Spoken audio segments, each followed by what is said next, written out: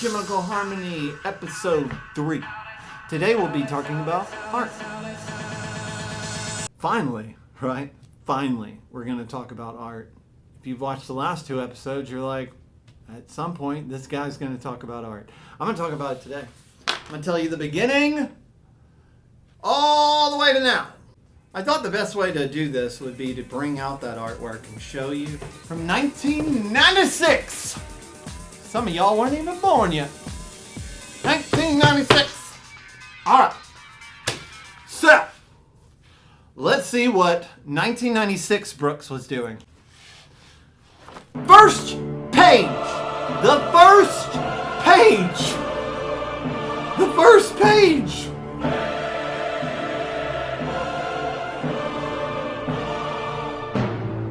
You know there's a problem when the first page is referencing Revelations. There's an issue. The first page, nothing happy, nothing great and awesome. The first page. I was a dark kid in 1996. I was obsessed with Revelations. Let's just say that. I was very obsessed. I was just creating. I didn't emulate. I tried to emulate some stuff. I emulated what I saw. Grateful Dead. I emulated a lot of things. I mean, Alice in Wonderland, Marvel,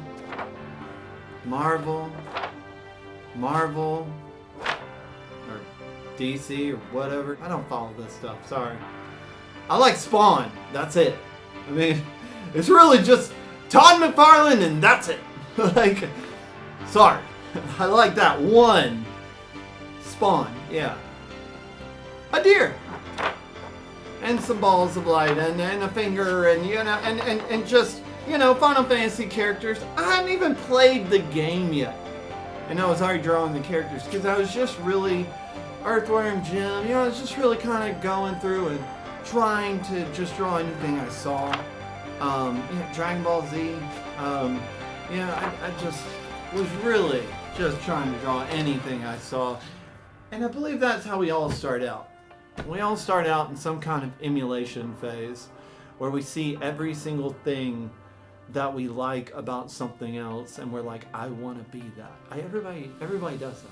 Everyone. Every great artist has done that, even if they don't want to admit it. That's where you start. You start with emulating what you see. I want to see this. I want to be this. I want to draw like this. I mean, you can accredit it to your own talent, but you're always going to be emulating something.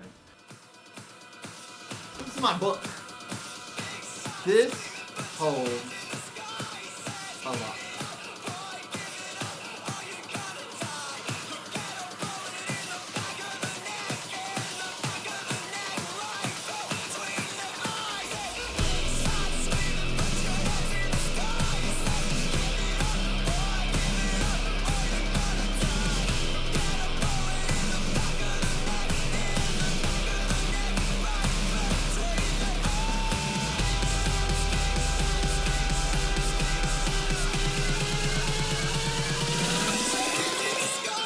So these 4 stacks are what was in that binder.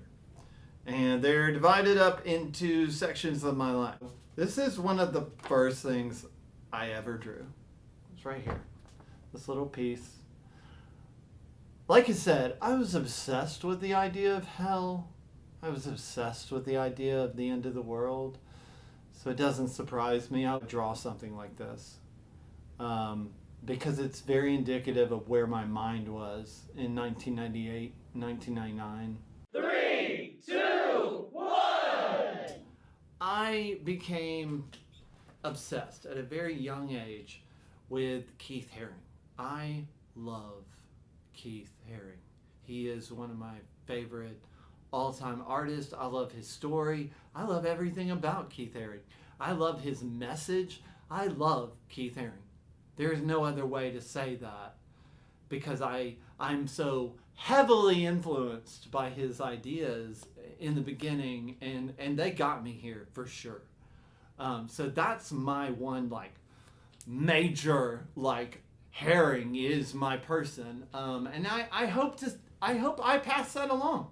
I hope I pass a piece of, you know, whatever he inspired to me onto other people, and because I mean, there's certain artists that every single person in their life will go, yeah, that's my favorite, you know, like I'm over that Pollock, whatever, you know, and that's mine. That is mine for sure. Keith Haring, #1 fan. Now I didn't want to copy Haring just as is with his rounded head for his characters. So my characters had a point at their face. So as you can see, this little point right here is where I would put the points on everybody's face. You can see it right here. Right there. There's another one. Point on their face. I really was obsessed with putting a point on their face. I still draw these characters in my current work as well. I don't use them as much anymore because I'm trying to create something of myself, and eventually you just have to push off from the person you're emulating and become your own person. Here's another scene of desolation. I don't really know what I was obsessed about. Obviously something. Falling into hell. You can see there's even little characters down here at the bottom. They're all toppling each other.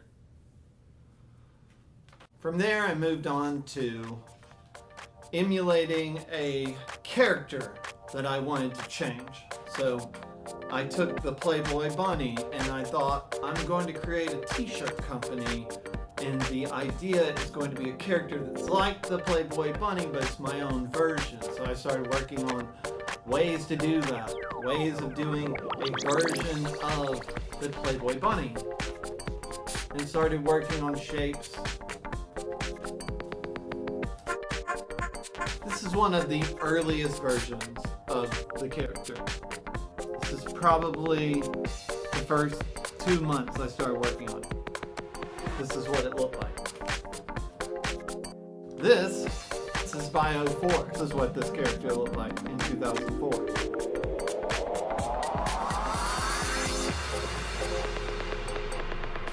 Now we're starting to get a little bit of fun in there.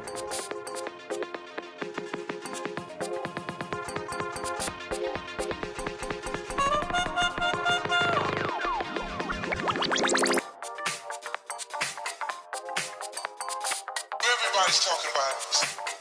A hypnotic sound.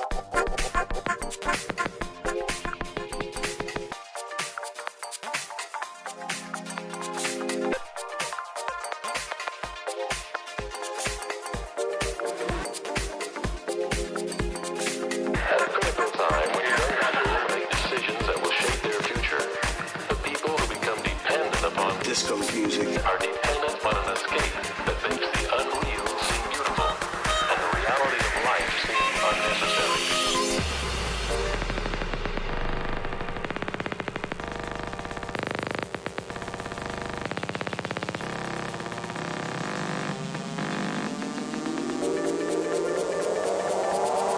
For example,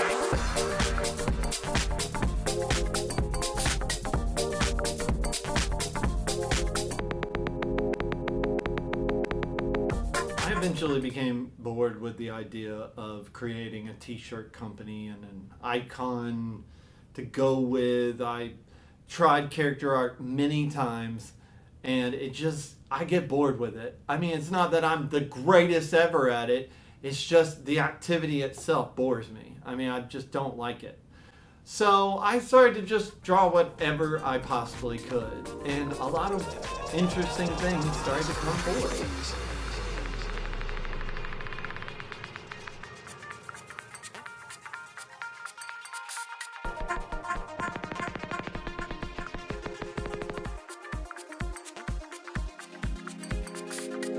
Critical time when young people make decisions that will shape their future, the people who become dependent upon disco music. are dependent on an escape that makes the unreal seem beautiful and the reality of life seem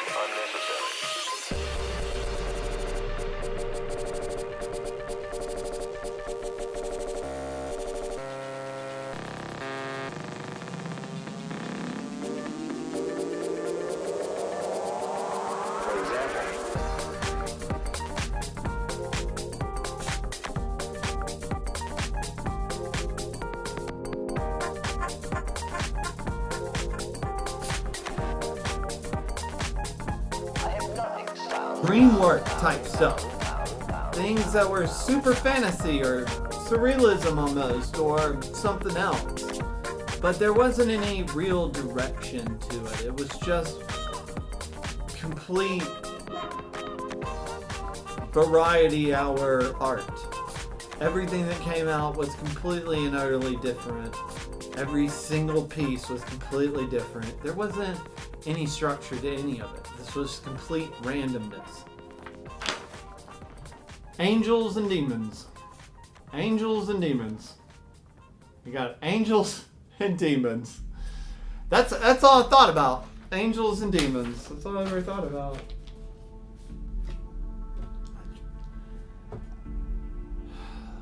There's no nice way to say religion messed you up. There's no nice way of saying that.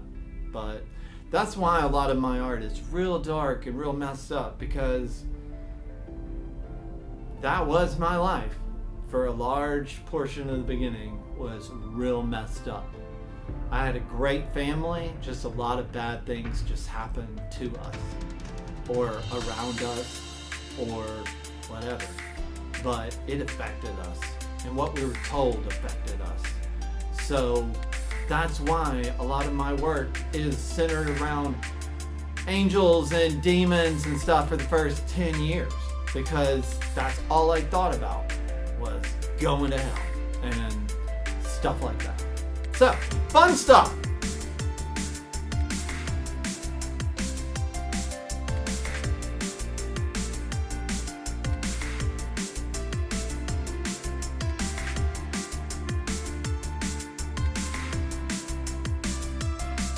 A samurai dolphin crying about his caught best friend.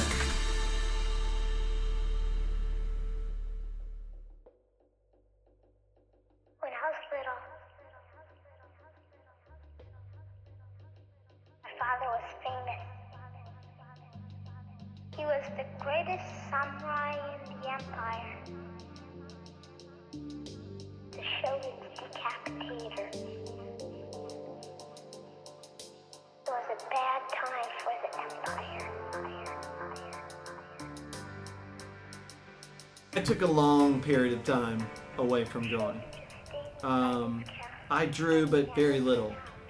From the year of 2007 till 2018. I drew very little. I drew 3 books that I'll show you a few pictures of. All 3 books were stolen from me. I'm very sad about that. I put my heart and soul in those 3 books and they were stolen from me. I have the pictures, but I don't have the physical copies anymore, unfortunately.